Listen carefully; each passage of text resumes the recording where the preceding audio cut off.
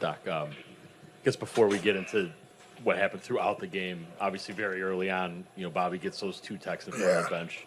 So were you able to say anything to him in the moment?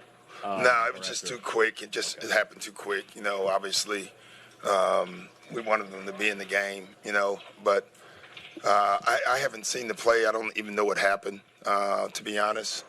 But that clearly hurt us. There's no doubt about that. And we would have loved them to stay out there. But I really don't have any comment because I didn't see the play. So even just the idea that he lost his composure enough to have that happen so early in the game where for 2 days you talked about how much you might need him. Yeah. It was a tough break for us. There's no doubt about it. It doesn't matter how long you're in the league, you can still learn. All of us can. I thought it'll probably be a lesson for Bobby and all of us, for all the young guys. Playoff games are high emotion. They really are. And so that happened. And, you can't get it back once it happened. So. They shoot 50% from 3 pretty much the entire game. Yeah. Just what did you see defensively that they were getting those? We were just scrambling. Listen, we knew the deal coming into the night. We knew we were going to have to trap more. I said that before the game. We were going to have to do things that we don't do traditionally. I thought we hung in there. I really did. Halftime is a 3-point game. Khris goes down. I thought the one big play was Halliburton's 3 to start. The third, we were trying to foul, and then we end up giving him a dare shot. And then he makes 2 more. I thought overall, up until that point, we were guarding him really well. We got loose a little bit.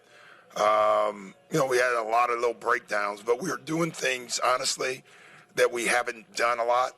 Our guys were playing their hearts out, they really were. I love that our team, no matter what anyone thought, they believed we could win this game.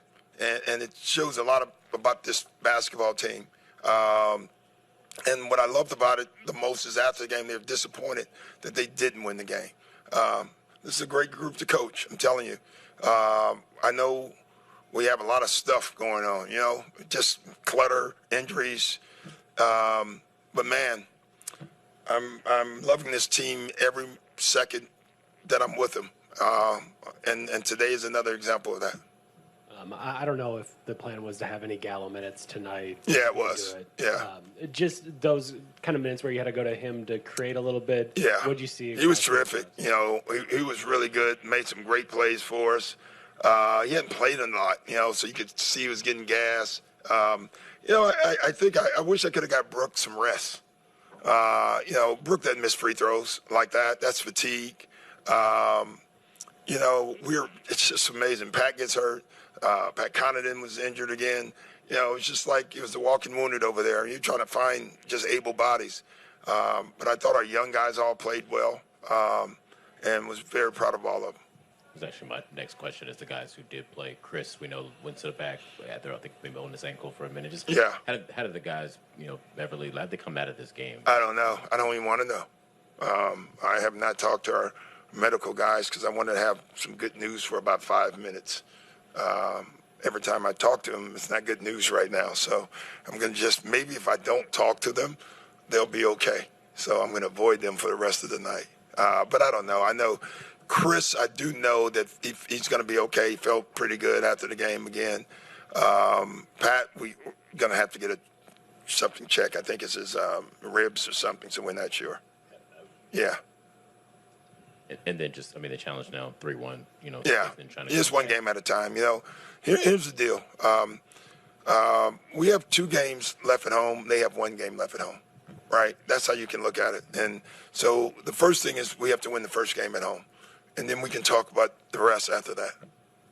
Was it just their style and force of will that got that game so scoring and the limitations you guys had defensively? Yeah, just their intensity, their speed, and our fatigue, I thought played a big part in the second half. And kind of following up on that thought, was it just trying to keep pace with them, or was it a thought trying to slow them down in the sense of? Yeah, we did a little bit of both. I thought we did a great job early of posting Brooke. I thought we got away from that in the middle of the third, or maybe the beginning of the fourth. There was a stretch. I'll watch it on film. We came out of 2 timeouts, 2 post the ball, and instead we tried to draw and kick. We kind of broke plays, and I thought the intentional posting of Bobby, the first couple, Brooke all through the first half, and Khris kept the pace down for us. And I thought we got away from that in the third quarter, to be honest. Hey, Doug, what did you think of Andre Jackson Jr.'s effort? Because you talked about it after the last game. In this game, he was even more involved, it seemed. Yeah. I saw you coaching him up a lot during this game. Yeah, he just plays hard. There's times he's going so fast, you want to just slow him down, But I love his intensity. I love his makeup. I just love his makeup. Like, he's a competitive. He wants to compete. He wants to win, and he doesn't do anything for himself. Everything about him, you could tell he was at UConn, and they have that team thing, because everything he does is nothing about him. It's always about the team, and that's a pleasure to coach. Back here again, Doc. Obviously, you've been doing this for a long time. Just what is it like for you as a coach where you see two guys go down, you're not sure at the moment whether or not they're going to come back? Is it just sort of looking for answers throughout the lineup? Yeah, we just were searching. We ran stuff that, and they actually executed a lot of stuff that we have never run. They did a lot of good things tonight. And who knows? We may go back and watch the film, and maybe we found something that we can add to the series in the next game. So, I don't know if I had a situation similar. I think Dame reminded me of all people that in Portland, I think Chris Paul broke his hand. And 5 minutes later, I think Blake tore his hamstring in the middle of a playoff series. Other than that, I don't think I've ever seen anything like this as a coach, for sure. But we'll be okay. I would say the update you gave us about Giannis pregame was the most optimistic you've been about him to this point. We don't know whether or not he will play. I don't know if you know whether or not. We, include me? You as well. Yeah, you're right. How do you allow that to not become a distraction? It's not. We don't talk about it team-wise. We didn't talk about Dame today.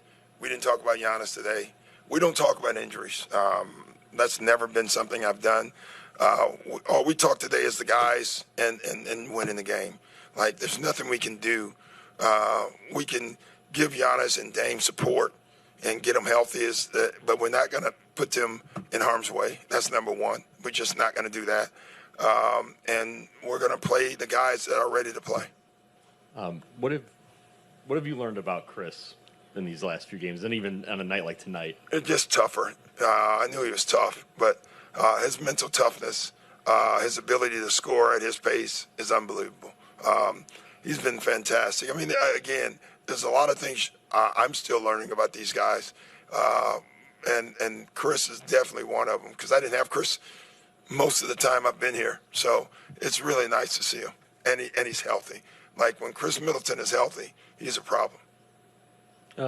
I know he's not often a talker, but it does seem like he can yell pretty well at people when something goes wrong. And that's his way of, being a verbal leader. Yeah. Just what have you seen from him as a leader? He's been great. Like, he's a high IQ guy.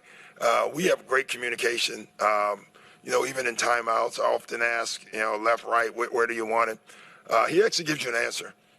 Most players that say they don't matter, mine, which they're not telling the truth. Khris gives you an honest answer. Reminds me a lot of Paul Pierce in that way. Like, Paul and Khris, they know where they want to score. They know where they want the ball, and then they actually do it. He's been a joy to coach. Thanks, guys.